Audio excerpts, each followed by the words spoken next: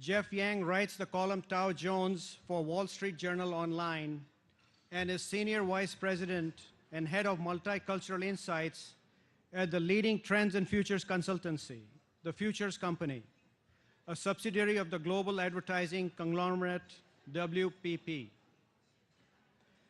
Prior to joining the Futures Company, he spent 7 years as Vice President and Principal Global Strategist at Iconoculture, where he directed the company's research activities in Greater China, Japan, and Korea.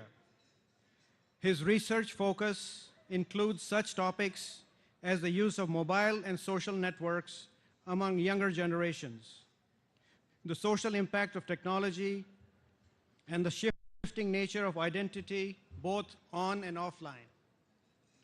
For 7 years, he wrote Asian Pop, a bi-weekly column on Asian and Asian American media, entertainment, technology, and culture for the San Francisco Chronicle. He's a frequent contributor to WNYC Radio as a pundit on PRI's The Takeaway and as pop and politics correspondent for the Brian Lehrer Show. He was the founder of A Magazine, Inside Asian America, which grew into Asian America's largest and most influential English language media institution, and of online.com, one of the first Asian American content and community sites on the web. Jeff has authored and edited a number of best-selling books, including Eastern Standard Time, I Am Jackie Chan, My Life in Action, the International Action Hero's official autobiography, Once Upon a Time in China, and the graphic novel collections Secret Identities and Shattered. Jeff is a graduate of Harvard, and he lives in Brooklyn, New York, with his wife, Heather, and their 2 sons, Hudson and Skylar. Ladies and gentlemen, please give a warm welcome to Jeff Young.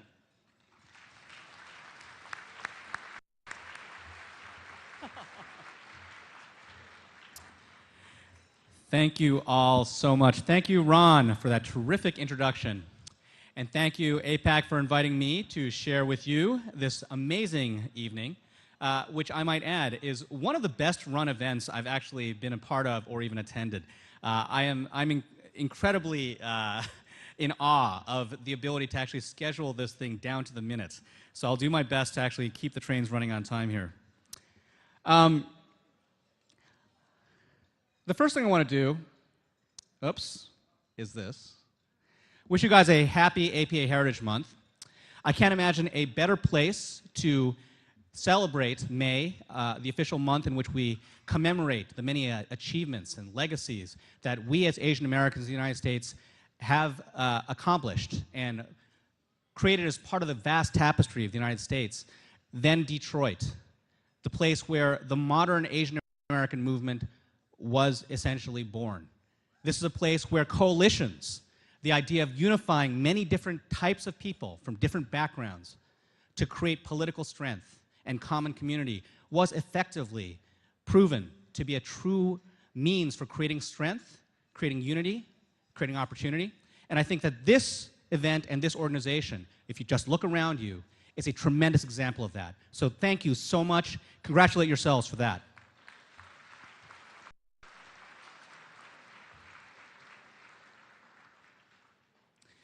Now, I've already been introduced, so I feel like perhaps I shouldn't have to reintroduce myself, but because there's so much in that bio that, that may be actually, redundant, I just wanted to note that this presentation actually binds together 2 parts of my personality, 2 parts of my background as an Asian American. As Ron said, I write a column for the Wall Street Journal. I've been a journalist for many years, much to the dismay of my parents. This is the part of my personality that loves words and creating and is verbal. And as I was telling people at my table, I actually began at college as a researcher. I focused on psychology and ultimately decided to take a path away from social sciences because of the challenges of learning statistics and managing studies. And yet, I ended up back at a research company later in life. So what you'll see here in this presentation is a combination of stories and statistics, words and numbers. And together, they tell an entirely new narrative about who we are as Asian Americans, about where we're going and how we've transformed ourselves and how we're transforming America and the world. I first want to begin with some numbers. These, if you can see these, pretty much tell the story of who we are in America. A community of 18.2 million people, 5.8% of the total population of the United States. We are the fastest growing community of all ethnicities. We grew 43.7% over the last decade versus under 10% for the US as a whole. We are the largest group of immigrants coming to this country on an annual basis. We are a group that is changing America while we're building it. We're a group with tremendous economic vitality and power. All of that can be seen, again, right in this room, but it can also be seen in these numbers here. At $718 billion as of 2012, the U.S. Asian American market already outshines the entire economies of all but 17 countries in the world.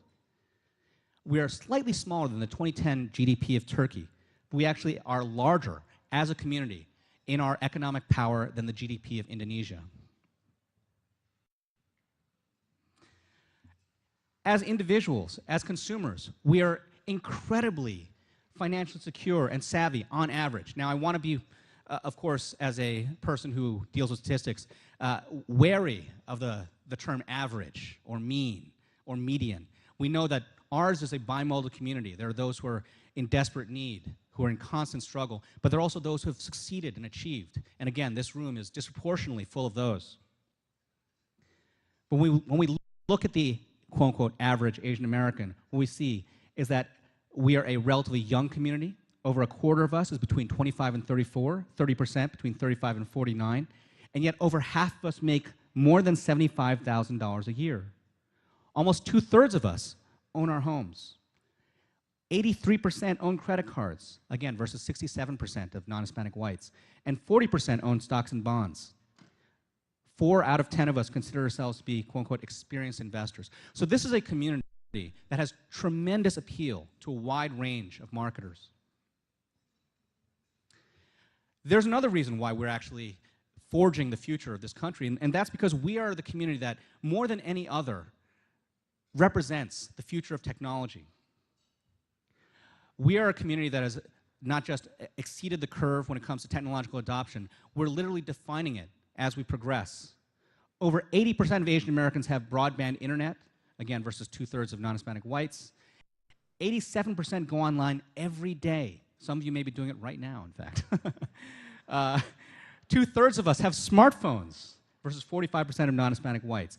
73% of Asian Americans say we could not get by, could not survive, effectively, without our mobile phones. That's because we use these on a daily basis for a wide range of purposes, to gather information, to connect with one another, to communicate, to research. 53% of Asian Americans use smartphones to access the net, 38% to download apps, and 22% to watch video. So all this actually just is a hallmark of the way that we as a community are at the front edge of the evolving digital landscape. Just as importantly, Asian Americans, for all that we're progressing, for all that we're achieving, have not lost track of who we are. What our research is seeing is that increasingly, Asian Americans and younger Asian Americans are not straying from this notion of who they are. They're in fact embracing it. 80% of Asian Americans under the age of 35 say that their roots and heritage are more important to them than 5 years ago. And they're twice as likely as those older than 35 to say that brands that respect their cultural heritage is extremely or very important in shaping their decisions about what to buy. So again, taking a look at these numbers. When we look at the total US, 312 million individuals, a buying power of 11.6 trillion, median household income of 51,000, 30% of whom are college grads. If we look at Asian Americans, the numbers are startling. We have a buying power, again, in excess at this point of over 700 billion, We have a median age of 35, and our household income's $66,000 on average. Over half of us are college grads. I want to draw your attention to that final column on the right. One of the things we get as Asian Americans frequently is the question, how do you speak English so well? Do you speak English? How did you learn how to speak English without an accent? Or how did you learn to embrace a language that isn't Asian? Because, of course, you speak Asian from birth, right? Some people haven't quite gotten their heads around the fact that Asian is actually about 3 dozen different languages. But the English-speaking population, including the individuals in this room, represent a really unique opportunity. And it's one that we at the Futures Company have been tracking. 11.8 million individuals in the Asian American community are English-speaking. They represent a buying power of over $410 billion and have a median household income of $83,000, and 65% of them are college grads. So here's the question. Given the fact that we are a population with such immense numbers, with incredible appeal, why is it that we have still yet only gotten such a tiny amount of investment from corporate America? When we did our tracking study of advertising, we found that only $400 million on an annual basis is used to invest in reaching Asian Americans. This is what this looks like. In the United States, the average ad spend per capita, per human being in the United States, is around $551. Each of us, on an annual basis, gets $551 worth of ads targeted to us. If you look at Hispanics as a population, it's about $113 per Hispanic American. For African Americans, about $48. And for Asian Americans, I actually have to sort of go down and squint at this, $22 per individual. If you look at it from the standpoint of percentage of total U.S. disposable income, about 1.5% of the general market, the U.S. population's total U.S. disposable income is spent in advertising to reach all of America. Hispanics get about 0.46% of their collective disposable income spent on advertising to target them. African Americans, 0.2%. And Asian Americans, less than 0.07%. Ours is still a community that these people have not yet seen as arriving. We're still constantly emerging. We're the next population, not the current one. And there's a good reason for that. When you actually look at what marketers say, including marketers in our own community, what they say is that ours is a community that's too fragmented. There are too many languages. There are too many different subdivisions and ethnicities. You can't reach them all. How can you do that? And the fact is, I draw you back to this statistic right here. 2/3 of Asian Americans speak English well or very well. We do have a common language, and we do have a common community. And again, we see it right here in this room. When we are talked to, we respond. 1 out of every 3 consumers that we talk to in our research says that for them, having Asians in ads is important. 1 in 4 say it's very or extremely important. Now, naturally, this is not the only thing that Asian Americans care about. It's not even necessarily the most important thing. Because, you know, if you don't have good, convenient access to your brand, if you don't have reasonable prices, great staffing, well-trained employees, if you don't have outstanding customer service or the lowest prices around, yes, Asian Americans are still not going to embrace your brand. But for 1 out of every 3 Asian Americans to say that seeing a targeting of messaging to them leads them to want to embrace that brand more, that's a message that Asian Americans are sending to corporate America. The problem is that corporate America still thinks of Asian America this way. You may want to guess this, right? The number of Asian Americans who live in traditional ethnic enclaves. And here we're talking about Chinatowns, Koreatowns, Little Indias, you know, Little Saigons, etc. The number will surprise you. It's a little over 1 million individuals today. Now, what about the number of Asian Americans who are currently enrolled in U.S. colleges? This is something which when I show the statistic, is a little startling to some people. So 1.11 million. There are more Asian Americans today on college campuses across America than there are in the traditional ethnic enclaves that most marketers, most of corporate America, still thinks of as being the heart, the soul of Asian America. And yes, they are the heart and soul of our culture, but our consumers, our opportunity, and our future are sitting right up there. This is amazing right here. These are just a selection of some of the, I guess you could, call them historically Asian colleges in California.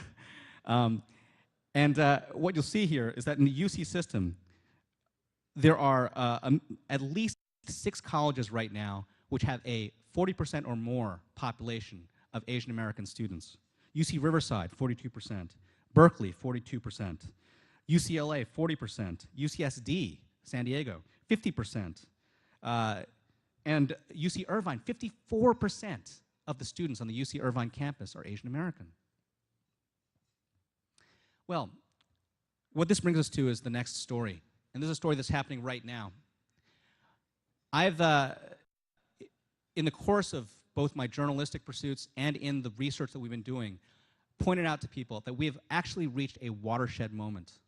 This past 12 to 18-month period has been a period in which Asian Americans have been more present in headlines, more relevant, more consequential in the news that we see every single day than any other in our recent history. We've become the news. We've become what mainstream America is looking at and listening to and hearing. You may recognize the woman on the left. If not, you'll recognize her companion, perhaps. That is Amy Chua, better known as Tiger Mom. She wrote the book Battle Hymn of the Tiger Mother. I put her out there because she is somebody who essentially dominated the conversation around how we are educating and shaping and raising the next generation.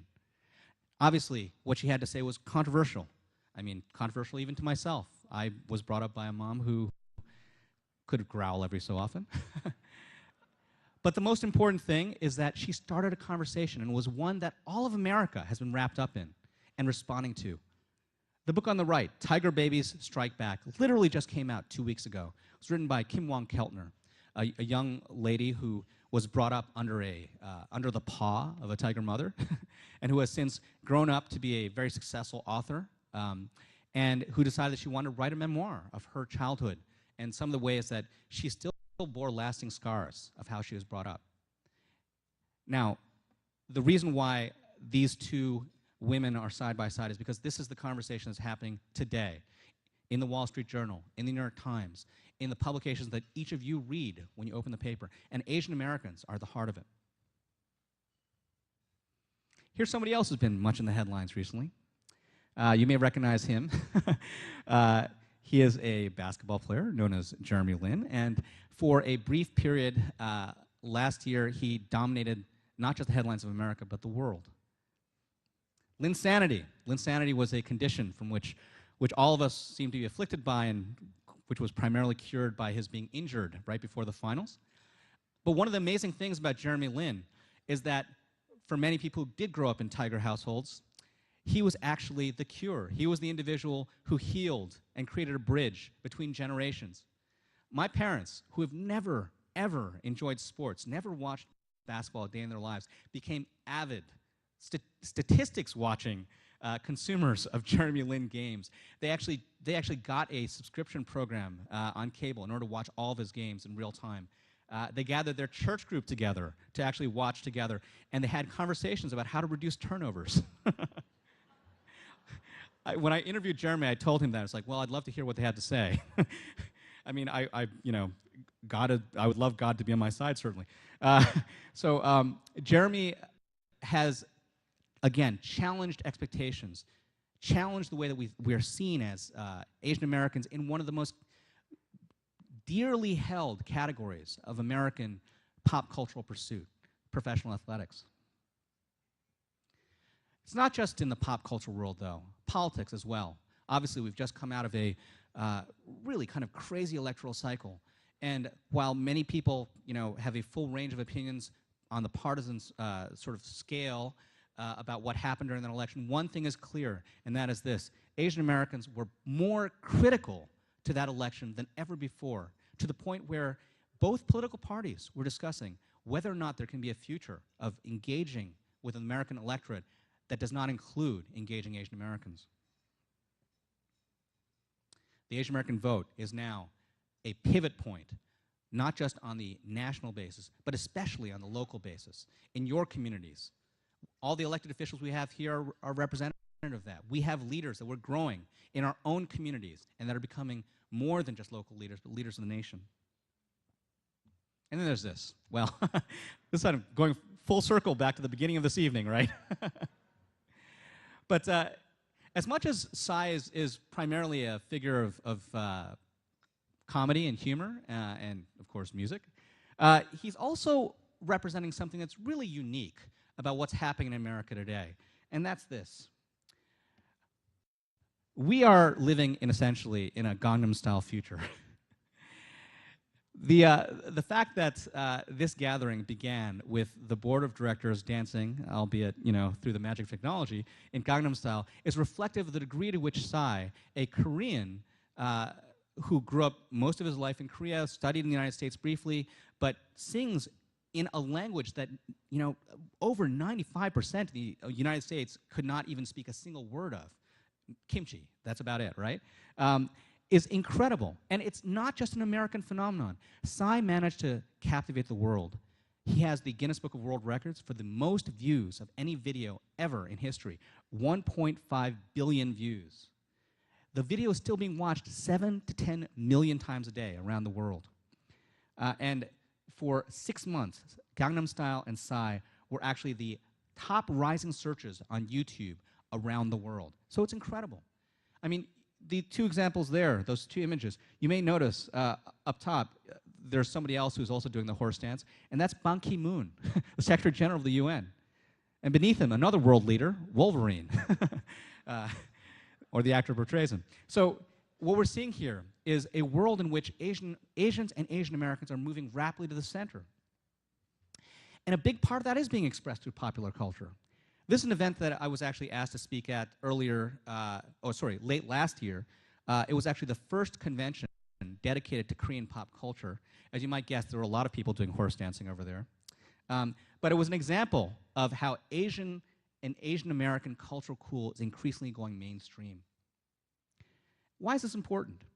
Well, the fact is there are marketers that are beginning to leverage this. This is actually an award-winning and extremely popular, kind of a viral ad that Toyota released in which they actually engaged the services of a virtual pop idol from Japan and used her as the spokesperson for their new Corolla, Hatsune Miku, right? This became one of the fastest rising search terms on YouTube when it was released as well. It spawned a series of viral videos, some television advertisements, and it became something that bridged this gap between East and West and between generations as well. And what we're seeing is that this actually represents something that is demographically shifting. Those of you guys who have kids probably recognize these guys. These are Pokemon. I'm still, stepping on these cards every single day when I walk through my kids' rooms. But what's important about recognizing these characters is that increasingly childhood is being denominated in characters just like this. We have a generation of individuals, not just Asian American, but throughout America and really throughout the world, who are being raised on Asian popular culture as what they see as aspirational, as what they see as cool, as what they see as interesting in entertainment. And that is shaping them because they, the first generation of kids who grew up with Asian pop culture as the center of their lives, with Nintendos and Sony PlayStations and Pokemon and Dragon Ball Z, those kids are now grown up and they're having kids of their own. And those kids are being brought up another generation of what we're creating on a global basis as Asians. Well, this points to something which I think all of us, or most of us, might recognize, and that is this. We as Asian Americans in particular have a unique opportunity and a unique duty in some ways. This is just a set of statistics around who we are as a community. And the words may be a little too small for you to read, but it basically says about 36% of all new immigrants in 2010 were Asian American versus 31% Hispanic. Again, we are the largest source of immigration in the United States is coming from Asia, not Latin America. About 56% of the Asian American population is foreign-born. Another 30%, 32% are second generation, like myself, born in America to immigrant parents. 11% are third generation. They have immigrant grandparents. What it means is that our population, 99% of all Asian Americans, are no more than 2 generations removed from the immigrant experience. And 88% have a direct connection with immigrant identity. The reason why this is important, especially in context of the way that Asian ideas and phenomena and entertainment are starting to change our landscape, is this. We, as Asian Americans, we're beginning to evolve as a community. We began as Asian in America, as islands in this sort of larger cultural stream. We lived in ethnic enclaves. We were separated from each other and from the mainstream of America. Over time, we created a common sense of identity, a common community that we call Asian America. That's still evolving. That's still being determined. But now, increasingly, we're seeing this. Asian/American. We're seeing people who are global citizens, who are fluidly moving between Asia and America, who are truly the bridge of success, much like this event is themed after, between 2 worlds, one which is creating and innovating here in the United States, and one which is a source of immense emerging opportunity abroad. And this opportunity is meaningful for all of you guys, regardless what categories you are in, regardless what businesses you're embracing. For this reason. This is the number of H-1B visas approved in 2010 and 2011. What you can see is that in 2010, 192,000, almost 193,000 H-1B visas for individuals who have special skills from abroad to come to the United States and work, were issued. Of that, more than half, 102,000, were issued to people from India. Almost 2/3 of those were issued to people from Asia at large. That number's held up in 2011, in fact, even increased. With more H-1B visas issued, 270,000, we saw 156,000 individuals coming from India, 24,000 come from China, People's Republic of China, almost 8,000 from the Philippines, and so on and so forth. The future of this country's economy increasingly is being built on a new generation of workers, not building railroads, but building the information superhighway. And those individuals increasingly are coming here, building businesses many of you guys have done here already, and connecting them with the world. One of the things that come out of that is the rise of a new generation of global, affluent individuals. This transnational wealth is transforming not just Asia, but the United States. You won't be able to read this, but basically, this is a quote about the changing shape of the real estate industry. Buyers from China and Hong Kong accounted for $9 billion of U.S. home sales in the 12 months ending in March, up 89% from 2010, making them the second largest group of foreign buyers of homes in the United States, behind Canadians. Many real estate agents say these figures are actually too low, as they track only sales that are actually listed on MLS services, multiple listing services, and don't reflect private sales between individuals. $9 billion in home sales going to individuals just from China and Hong Kong. Well, there's a reason for that. That's because there's a program called the EB-5 program that makes foreign investors eligible for permanent U.S. residency in exchange for investing at least $500,000 in the United States. Programs like these are, in fact, transforming the global pathways that combine and connect Asia and the United States. And one of the things that we're seeing in our research, this is something actually that has given me the excuse to go to Asia a couple times, fortunately, is that we're seeing the emergence of city pairs, global centers of commerce that are connected by streams of individuals, not just commercial activities, but people who are cycling back and forth between them, dividing their lives, having full embracing of cultural and consumer identities in both cities. The first of these were a group called the Nylons. These are individuals who cycled back and forth between the two financial cities of New York and London. And the term nylon was generally a slang term that, again, speaks to NY, New York, and London. Well, we're seeing some new emerging identities coming out of the new city pairs that connect global capitals. The Sonys, Seoul, New York.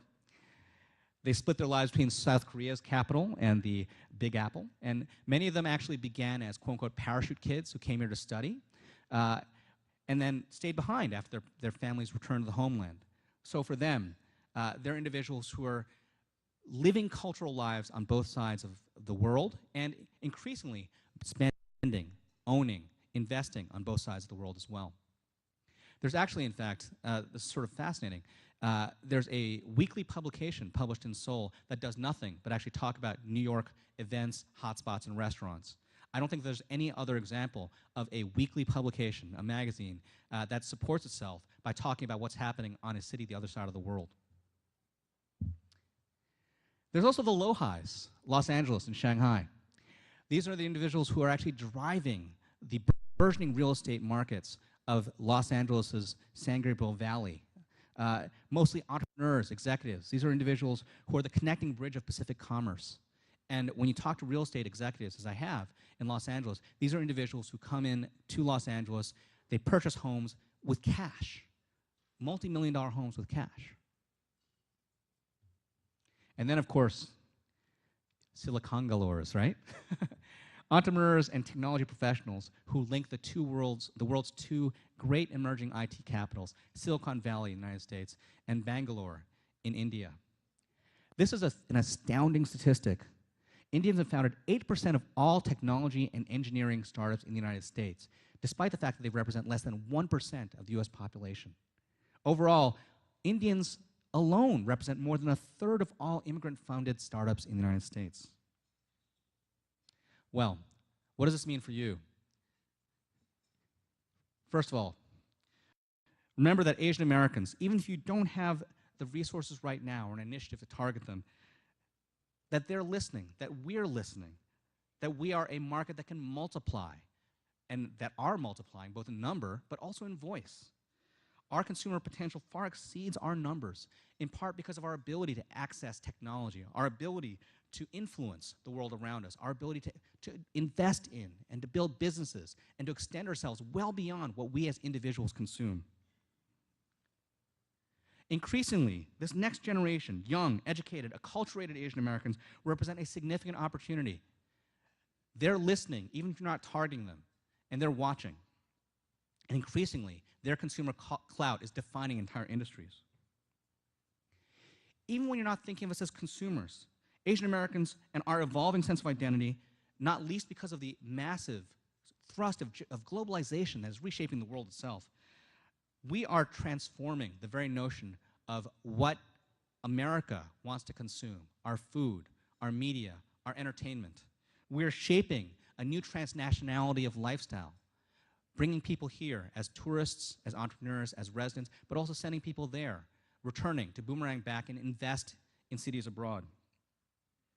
And finally, we are a bridge. We're a bridge across generations here, across cultures here, across linguistic groups, across communities, and we're a bridge across the Pacific.